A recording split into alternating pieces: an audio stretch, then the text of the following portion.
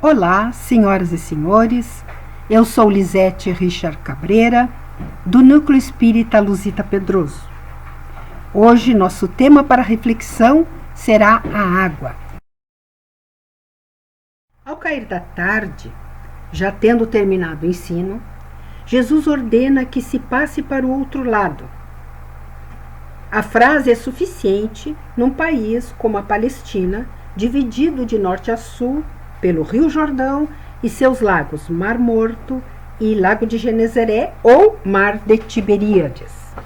Jesus deita-se na polpa, apoiado num travesseiro de couro, e dorme profundamente, pois embora sua elevação espiritual extraordinária, possui um corpo físico, portanto sujeito ao cansaço. Repentinamente, começa um turbilhão de vento. A agitação violenta das águas do Tiberíades, provocada por correntes de ar que descem do Vale do Jordão, são ainda hoje tão repentinas que é difícil prevê-las. Não se tratava de uma tempestade com chuva e trovoada. Era mais um vendaval, mais violento do que os comuns, de modo a assustar os pescadores tão acostumados com o lago que lhes dava o sustento. Segurando-se, chamaram Jesus, acordaram Jesus. Após uma pequena repreensão aos discípulos pela falta de confiança manifesta, Jesus ergue-se, comanda os ventos em primeiro lugar por serem a causa e em seguida ao mar, e imediatamente se faz a calmaria. Embora familiarizados com curas e desobsessões que já eram também praticadas em larga escala pelos essênios terapeutas, os discípulos ficaram estarrecidos. Que poder era esse de comandar a natureza? Como isto poderia acontecer? Fugia sua capacidade de compreensão. No Livro dos Espíritos, no capítulo Ação dos Espíritos sobre os Fenômenos Naturais, os espíritos explicam que a produção de fenômenos como as tempestades é devido à atuação de espíritos que serão ou foram encarnados como nós. Na questão 539 do Livro dos Espíritos, Allan Kardec pergunta: na produção de certos fenômenos, as tempestades, por exemplo, é apenas um espírito que age ou se reúne um grande número para produzi-lo? A resposta é: os espíritos agem em massas inumeráveis. Mas de que maneira essas legiões de espíritos atuam sobre a água? Como Jesus atuou? A água é uma substância formada pela combinação de 2 átomos de hidrogênio e 1 átomo de oxigênio, portanto formada por 2 gases. Ela pode se apresentar em estado líquido, sólido ou gasoso. A água é um elemento vital que difere o nosso planeta Terra dos outros planetas conhecidos, pois é o único que possui água em estado líquido. Na água dos oceanos, há mais de 3 bilhões de anos, surgiram as primeiras formas de vida. Esses organismos foram se desenvolvendo, e durante muito tempo, a água foi o único ambiente no qual poderia haver vida. Há mais ou menos 360 milhões de anos, apareceu um ser capaz de viver tanto na água quanto na terra. Depois surgiram os dinossauros, bem depois os mamíferos, e somente há 4 milhões de anos surgiram os primeiros seres humanos. 2/3 da superfície da Terra é composto por água. Desta água, 3% é água doce. Dentro desses 3%, 1/3, ou seja, 40 quinquilhões de litros, ficam nos lençóis freáticos ou congelado em geleiras, calotas polares, icebergs. O filósofo Tales de Mileto afirmava que tudo é água e tudo começa na água. Na antiguidade, a água estava associada ao começo do mundo. Igualmente, encontramos em Gênesis o mesmo conceito. A água como meio líquido, aonde surgem todas as coisas, mas também está associada ao caos primordial. A água nos acompanha em todos os momentos de nossa vida. Mas será que conhecemos as propriedades e os segredos deste elemento? Nossa história emocional com a água remonta às origens da vida. A medicina há muito tempo utiliza a água como terapia, a começar por Hipócrates, pai da medicina. O mergulho terapêutico em água marinha reduz o estresse e as variações da frequência cardíaca. As atividades aquáticas melhoram a saúde mental e reforçam a imunidade natural. Médicos e pesquisadores redescobrem esta medicina. Os efeitos terapêuticos do fundo do mar, das cachoeiras e rios podem ajudar na redução do estresse, nas deficiências físicas e mentais e no bem envelhecer. Foi realizado um experimento com os sobreviventes do atentado em Paris de 2015 no Bataclan. Essas pessoas ficaram com estresse pós-traumático. Os participantes foram divididos em 3 grupos. O primeiro grupo praticavam atividades físicas clássicas. O segundo grupo foi levado a Guadalupe para serem submetidos à prática de mergulho marinho. E o terceiro grupo ficaram em Paris nas suas atividades normais. Como resultado, temos o primeiro grupo. Os participantes se sentiram melhor, mas não superaram os efeitos pós-traumáticos. O segundo grupo, do mergulho marinho, dos 12 participantes, 11 superaram completamente o estresse e 1 superou parcialmente. O terceiro grupo, os que ficaram nas suas atividades normais, permaneceram como estavam antes. Ao mergulhar numa profundidade de mais ou menos 10 metros, tudo é azul, tudo é calmo, quase sem barulho. Há a pressão da água que envolve todo o nosso corpo. Tem menos sangue nos membros e no abdômen. Temos realmente a impressão de estarmos num casulo e assim nos obrigando a nos concentrarmos mais na nossa respiração, resultando numa respiração lenta e profunda, um relaxamento total, uma sensação de flutuação, de leveza. Tudo se move ao ritmo das ondas, dando a percepção de fazer parte deste grande azul. Todo esse conjunto tem o poder de nos acalmar. Assim, sem um real treinamento, obtemos um resultado equivalente a anos de treinamento de meditação ou yoga. Existe muita simbologia envolvendo a água. Ela simboliza a origem da vida, a fecundidade, a fertilidade, a transformação, a purificação, a força, a limpeza. Em quase todas as religiões, o homem precisa se purificar para encontrar Deus. Nas religiões monoteístas, a água é considerada intermediário entre o homem e o seu Criador. E é por isso que existem os rituais de purificação na água.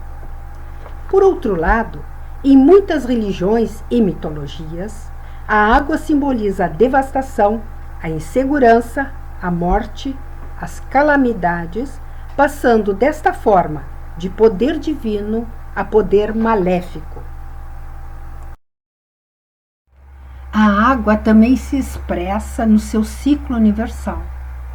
Ela vive nas entranhas da terra, brota para formar os rios e lagoas e desemboca no mar.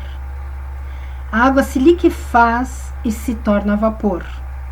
Sobe ao céu, se condensa em nuvens, as nuvens se agrupam e formam as nuvens de chuva, que se precipitam sobre o solo, jorrando água de volta à terra, novamente no estado líquido. No ciclo da água, vemos uma representação do próprio ciclo da vida, da alma. A alma estava no mundo espiritual, se precipita e desce à terra para animar a matéria sólida. Ao término do projeto reencarnatório, retorna ao estado gasoso quando abandona o corpo e se assume novamente como espírito em ascensão aos céus. Você sabia que 75% do planeta Terra é constituído de água? E 75% do nosso corpo também é composto de água. O nosso corpo é muito parecido com uma esponja, com inúmeras câmaras que são as células. Essas células contêm líquido. O nosso corpo é constituído de 10 trilhões de células. A qualidade da nossa vida está diretamente relacionada à qualidade de nossa água. A água é dos corpos mais simples e receptivos da Terra. Ela tem um extraordinário poder de adaptação. Mesmo sendo maleável, fraca, fluida, ela pode, com o passar do tempo, até desgastar a rocha mais rígida, que não sabe ceder, permanece fixa e imóvel no seu lugar. Lao Tse dizia que nada no mundo é tão macio e fluido como a água, mas pode dissolver o duro e o inflexível, nada a supera.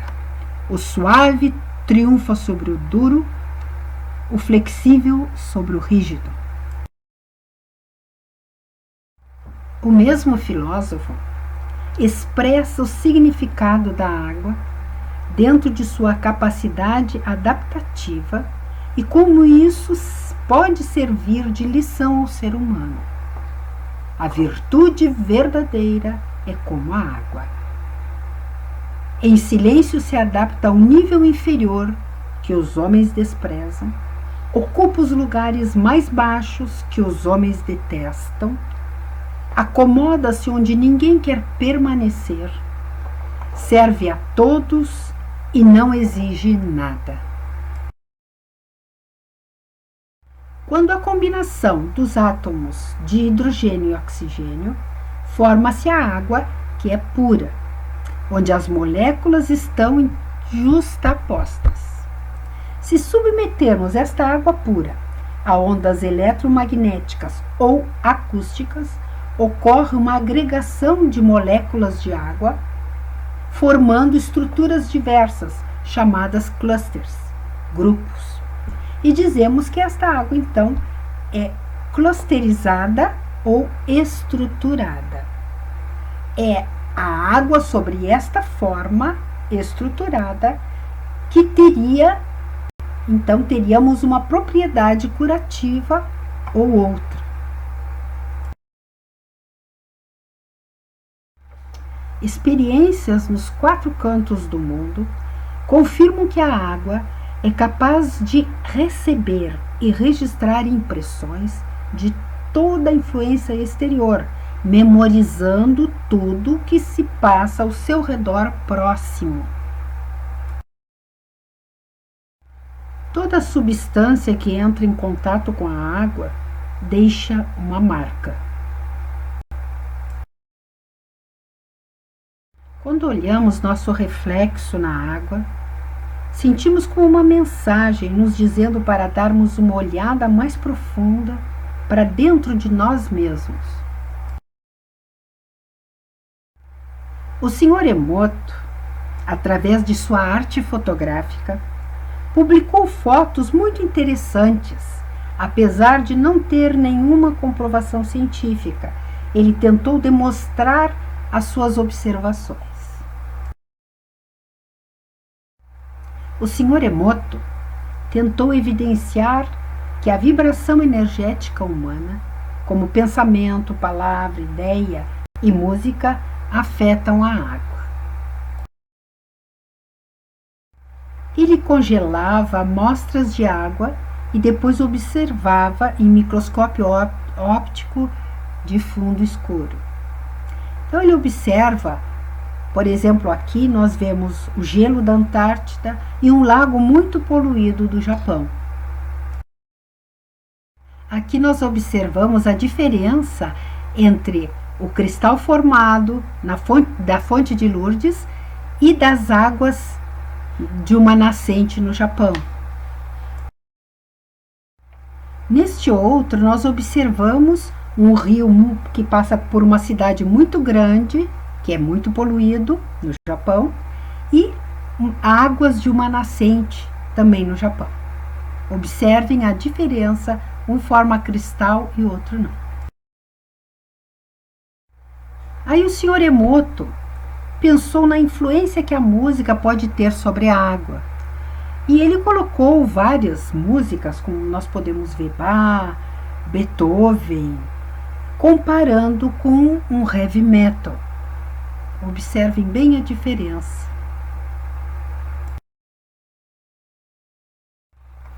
Ele estudou também o poder da prece.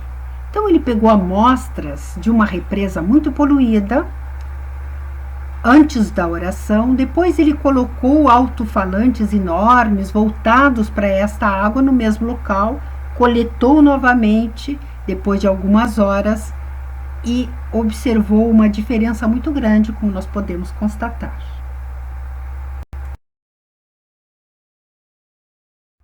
Ele quis também observar a influência da palavra sobre a água.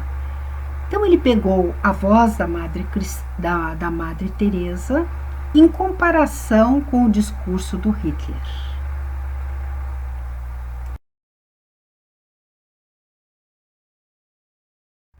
Ele constatou que palavras fortes repetidas várias vezes ou coladas em garrafa de vidro transparente também mudam a água. Isso pode ser feito, mesmo nós podemos fazer esse teste, de colocarmos 2 garrafas transparentes iguais, com a mesma quantidade de água coletada do mesmo local, e colarmos uma etiqueta, né, dizendo numa te amo, noutra te odeio, deixando 24 horas parado e experimentando no dia seguinte. Eu proponho a vocês de fazerem este teste. A água está em tudo, a começar por nosso corpo. O aspecto gerador da água encontra correspondência no útero materno, quando um novo ser está em gestação. A água está em tudo que nos rodeia, tanto nos lugares onde não nos sentimos bem, como nos lugares onde gostaríamos de ficar. Qual seria essa diferença? Será que a água das paredes ficam impregnadas das vibrações emitidas pelos seus habitantes?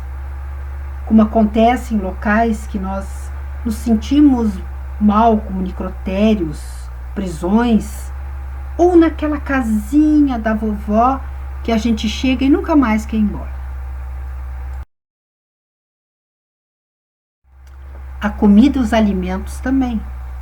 Eles estão cheios d'água, eles são feitos na água e eles podem também se impregnar com as vibrações. Então nós temos que ter muito cuidado quando vamos preparar um alimento, quando vamos entregar um alimento. Podemos observar que a mesma receita, com os mesmos ingredientes, feitos por pessoas diferentes, sempre dá um sabor diferente. Então, olha a importância de quando nós preparamos aquele alimento que nós vamos entregar, aquela cesta básica, Vamos impregnar os alimentos com boas vibrações.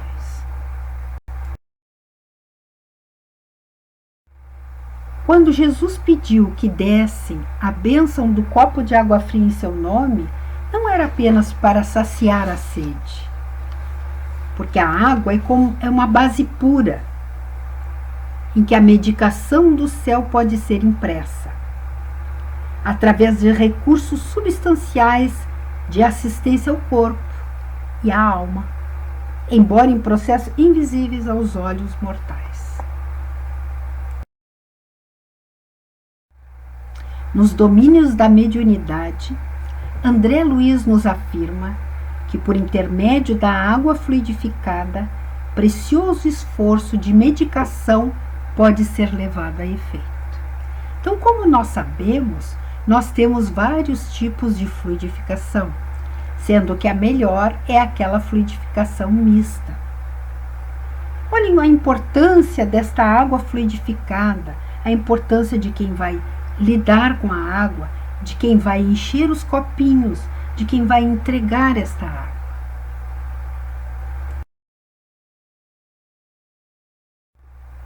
No passe, nós observamos também essa transmissão de fluidos, e é a nossa água, a água do nosso corpo, a nossa linfa, que recebe essa influenciação de modo claro, condensando linhas de força magnética e princípios elétricos que aliviam e sustentam, ajudam e curam. Emmanuel nos diz que, se desejas o concurso dos amigos espirituais na solução de tuas necessidades físico-psíquicas ou nos problemas de saúde e equilíbrio dos companheiros, coloca o teu recipiente de água cristalina à frente de tuas orações. Espera e confia que o orvalho do plano espiritual divino magnetizará o líquido com raios de amor em forma de bênçãos.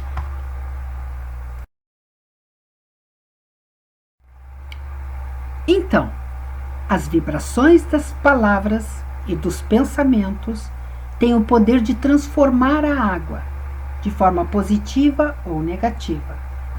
Portanto, quando Jesus, após comandar as legiões de espíritos, impregna a água com seus fluidos e tudo se acalma.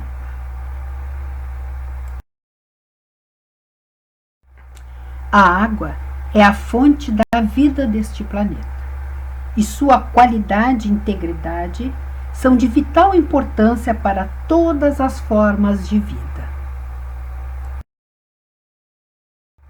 Concluindo, a água é uma entidade viva e altamente responsiva a todas as emoções e pensamentos. Uma poderosa ferramenta que pode curar e transformar a nós mesmos e ao nosso planeta, através dos pensamentos que escolhermos ter e das ações geradas por estes pensamentos.